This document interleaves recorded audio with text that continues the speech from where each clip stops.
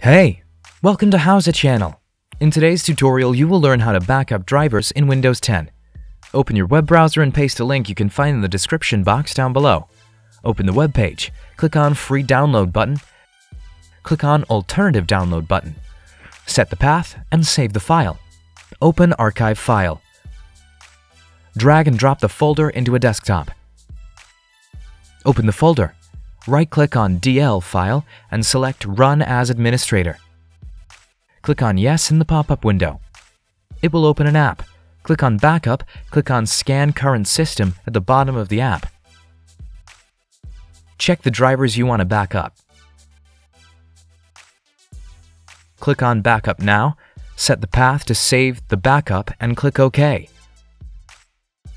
Wait until it's done. You will get a notification when the backup process is over. Click OK. To restore drivers, click on Restore at the top of the window, check Other Location, and click on the three dots. Open the folder with a backup. Click OK. That's it.